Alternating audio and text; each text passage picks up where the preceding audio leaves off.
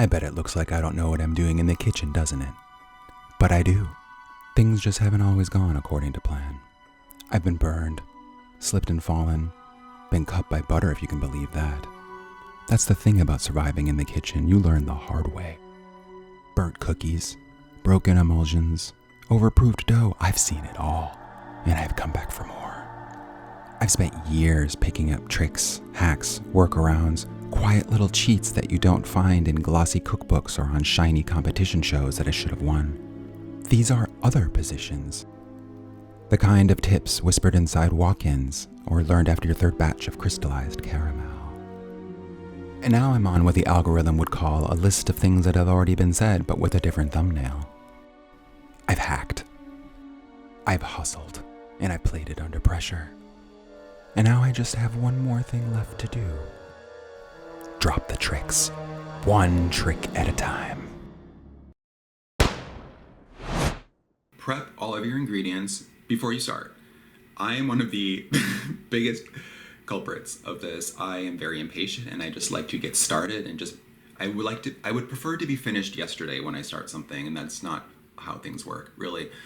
I have a nasty habit of starting something thinking, it'll be fine, I can do that later. And then I get to that point later and I'm like, oh, I should have did this way earlier. So don't do that.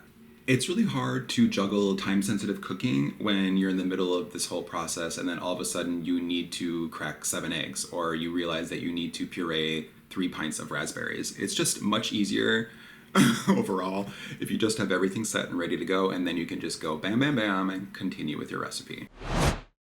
Pay attention to time and temperature. Both of these are very important in creating a solid recipe. In baking, you'll see room temperature a lot described in recipes, and that is to produce a more cohesive, uniform batter. If everything is at the same temperature, it's all going to incorporate better.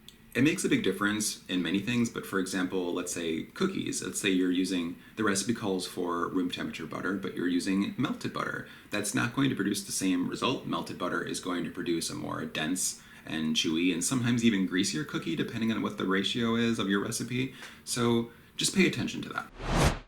When you're doing the creaming method, cream for at least 3 minutes. This is something that I didn't really fully understand when I was in pastry school, and not right away at least, and a creaming does take longer than you think. A good standard amount for most recipes is a 3-minute mark, and that is at a good medium-high speed for most things. So it's going to be more than just a quick 30-second mashup in the mixer. You really want time for the sugar to cut through the butter, and what that's doing is that as those sugar crystals cut through the butter, it's leaving sort of a wake of air behind it, and that's what creates that sort of light and fluffy texture. Buy a blowtorch. I know that this seems kind of ridiculous, but it's also my favorite kitchen tool to use for many reasons, but it can also come in really handy for a lot of things. It can eliminate air bubbles from batter or the top of a creme brulee, things like that. It can also help regulate the temperature of things that you're using that have been previously made. Let's say you're pulling a buttercream out of the fridge and it's super cold. If you take the blowtorch and run that along the edge of the bowl as you're mixing it, that's going, instead of it breaking because it's so cold, it's going to help bring that temperature back up and smooth it out. If you're making really big batches of things, like a big sheet pan of brownies or something like that, and I usually freeze things like that. And what you can do is you can take a blowtorch at the back of the sheet tray and loosen that up to warm it up, and things will usually come right out.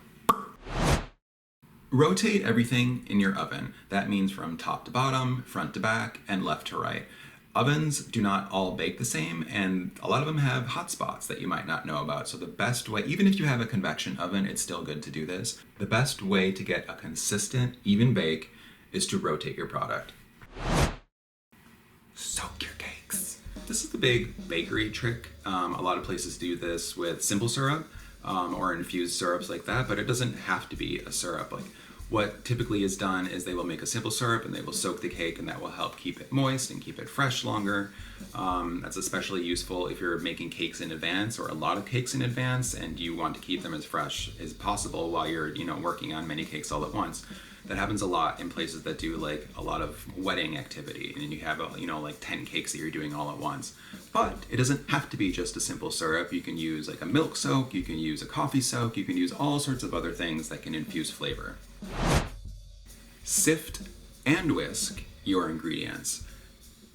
A lot of people think that's a waste of time, but it's not. Have you ever baked a tray of cookies and like there's like those one or two cookies that are like slanted or like pooling off to one side and you're like, what happened with that? A lot of the time, that is just because it wasn't mixed properly. I like to sift all of my ingredients together, and then once they're in a bowl, I like to take a whisk and do some additional whisking just to make sure that everything is as dispersed as possible.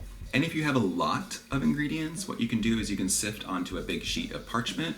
That way you don't have to worry about trying to fit into a bowl, and then once you're finished, you can lift the parchment up, pour that right into the bowl, and then continue whisking. If you're baking anything with parchment, especially in a convection oven where there's air blowing because of the fan, what you can do to keep the parchment in place is to pipe a little bit or place a little bit of whatever batter you're using in each corner of the sheet tray. Place your parchment down on top of that, and that's going to act as a glue to secure that parchment. And then you don't have to worry about that curling or floating around in the oven, and it'll stay secure the entire bake.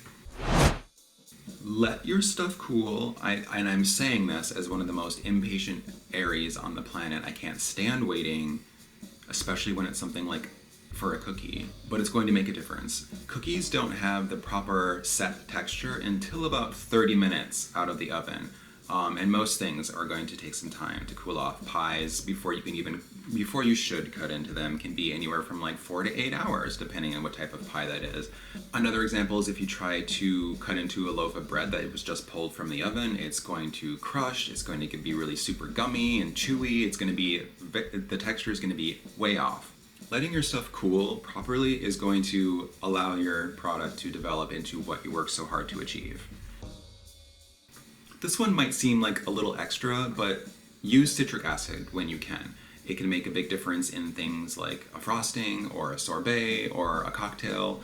When you want to add a certain brightness or tartness level without adding extra liquid to your recipe, which can sometimes throw off the entire ratio of what you're making, citric acid can come in and do the work for you. Thanks for watching. Please like and subscribe or leave a comment, and keep an eye out for part 3. Bye.